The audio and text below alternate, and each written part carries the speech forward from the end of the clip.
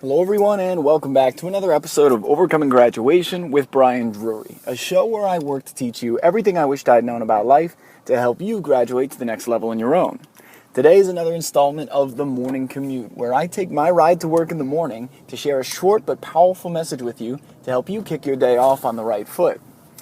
And today's message is this: excitement in preparation. So, as I'm kicking off my day, I am working to instill some new habits and routines that put me in the best place to succeed in my day. There's a lot of lessons that I've heard for years, sometimes in many different formats, many different delivery methods, many different people saying them, but now they're all kind of coming together, and because I'm putting the intention on them. But they also get reframed by a new person or a new resource that I've come to find. And so, for example, there's a guy named Jocko Willink, who is a Navy SEAL commander, who I now listen to his voice every morning in his track Wake Up and Get After It that I bought off iTunes. And he talks about winning the first battle of the day, and that's getting out of bed. And for me, that has been a challenge throughout my life, and it's a really interesting thing because I'm like, it's so simple, it's so easy, it's just when the alarm goes off, get up. But I had and have in my life built up so much mental stigma around this for myself that I said, well, this and that, and it'll feel so good to just lay back down and just 5 more minutes, and I'd be snoozing for hours. Like, it's been this trend in my life. So me challenging that challenges an existing identity of who I am and who I've told myself I am. And then my mentor Sean Stevenson says human beings are right machines, and we want to be right more than we want to be happy. So when I say I'm getting up at 5:30 tomorrow morning, there's still a piece of me that I'm battling against that goes, no, you're not. You're not a morning person. Remember, you said that 1,000 times. How many times have you said before you were going to do that, and now you're not? How many times have you said that tomorrow is going to be the day it all changed, and it didn't? So no, we're not going to do that. And then the interesting thing about us as human beings is we will self-sabotage.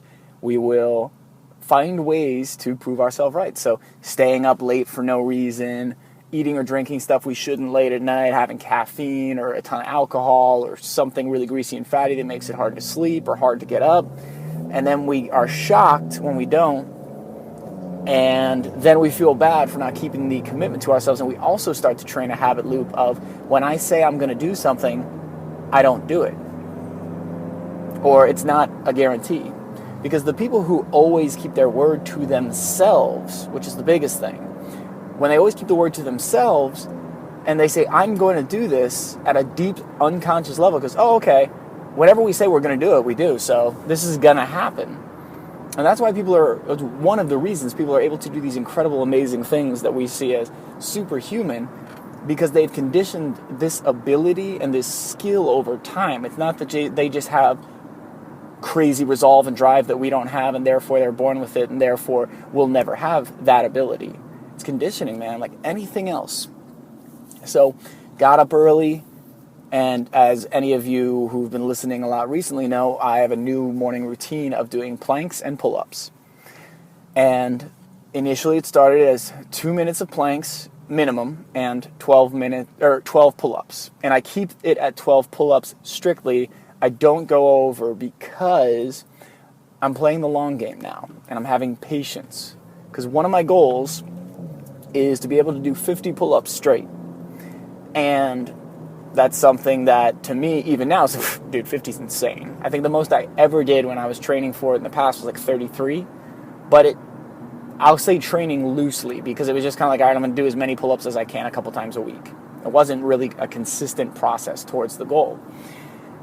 But I know another one of my MOs, one of my defaults, is to overdo things and overexert my body, not rest enough, push, and then burnout or injury.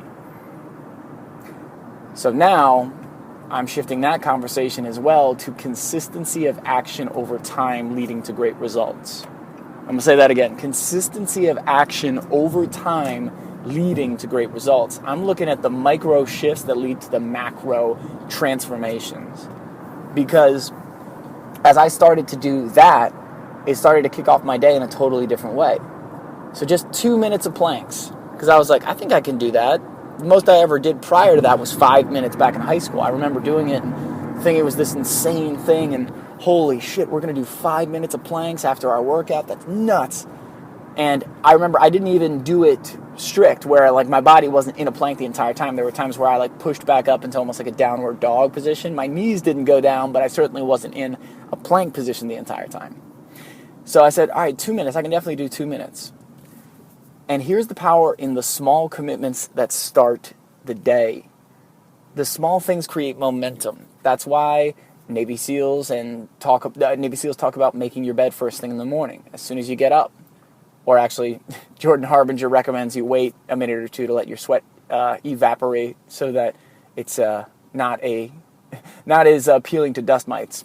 A little aside, but I just heard that in a podcast the other day.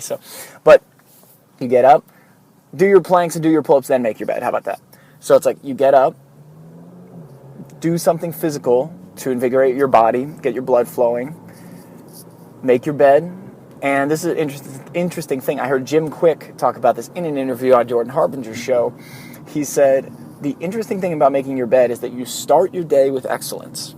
You start your day with a small win, you create momentum.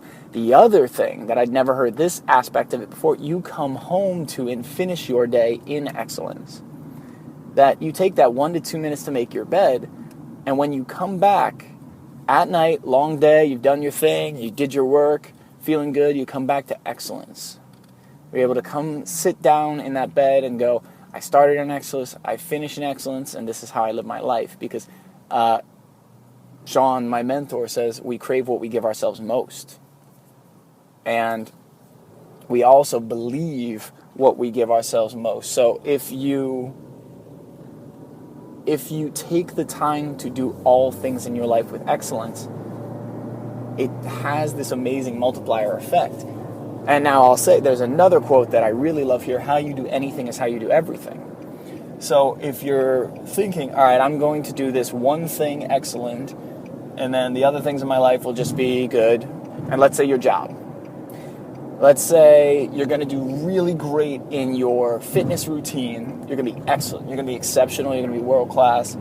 But you hate your job, and you're allowing yourself to hate your job. You're going to be miserable at your job, and therefore just deal with that. Well, that will deteriorate from your athletic practice, because everything we do is interconnected. Everything in life has these lines and these connections. So starting your day with wins, and this is something, the reason I'm working to share this message or teach this message is because I need this, and I'm starting to feel massive shifts in myself by doing small things, because 2 minutes turned into 3, and now it's 3:30 is my minimum. And then I did 5 minutes one day and was like, oh, wow, I did it. And then I started doing it multiple times, and then I did 8 minutes and 7 seconds is my best yet. And I'm like, how much further can this go? Because not only am I winning the battle, I'm setting records in the morning now for myself. Like, that's fucking awesome. That's a great way to kick off my day. And so even if my day goes really rough after that, the fact that I broke a record and kicked things off right and had a bunch of wins, it's not going to be as bad of a day. And in fact, I'll have more ability to turn it around because I started off with a positive shift. And so those pull-ups, now I'm doing weighted pull-ups. I put on my roommate's 25-pound weight vest, I throw that on, and I go to work. And man, that feels good. 25-pound weighted pull-ups, like I haven't done those in years. And for a time, I couldn't do them because of my stomach surgeries and my injuries. So now it's like, dude, I'm getting back, and it's building because I'm creating momentum. And when the planks and the pull-ups just becomes normal, then it's like, okay, how do we level this up? How do we bring this into something that is even more invigorating and exciting? And what I found is, even on my toughest days, because this morning, guys, I was this close to getting back in bed. The alarm went off at 5:30. I heard Jocko's voice on the wake up and get after it track. I was this close. I was like, oh man, my body needs the rest. I just I should just lay back down. It would be good for me. Those voices are just talking and talking and talking. And they're persuasive first thing in the morning. Hell, they are so good at telling you why you deserve this and you need rest and rest is important and blah, blah, blah, blah. And I just said, I'm like, dude, nah. I was like, sure, a little more rest might feel good right now, but I want my day to feel amazing. And that preparation led me into prepping for an interview that I'll be doing tonight. And I was reading about this incredible guest that I'm going to have, and I was so inspired.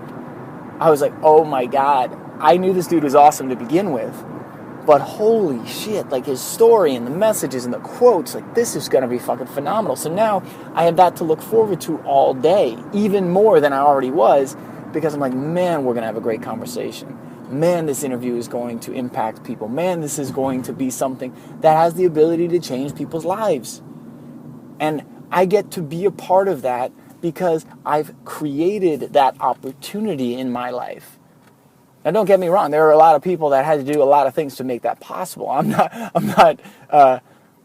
People invented the microphone. People invented the internet. It's like, there's lots of people that I'm extremely grateful for that we have these opportunities, but it was only by small, consistent action, and sometimes inconsistent. There have been times where I've been very inconsistent with certain habits, but I would come back. It's not letting yourself get beat down. It's not letting yourself feel defeated. It's not letting yourself stop, or never come back when you've stopped. Because there's times where we go, oh, I'm out of my workout routine, and man, it took me months to get back into that kind of shape last time, and I don't want to put that. It's like versus saying, dude, I want to be in the best shape I can be in, and so let's just start back up. And hey, maybe that was the best shape of my life. And as soon as you say that, let's say, well, why does that have to be? Oh, I'm getting older. You know, people say when you get older, your body, yeah, bullshit, guys. Now, does your body change and do certain things become tougher? Sure. Absolutely.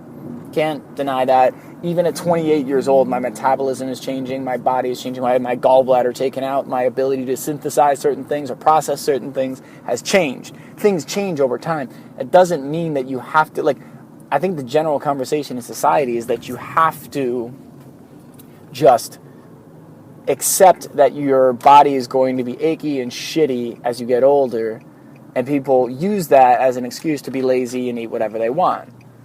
Versus, you see there are 70 and 80-year-old bodybuilders. You see people that are in their 40s and 50s that are in better shape than they were in their 20s.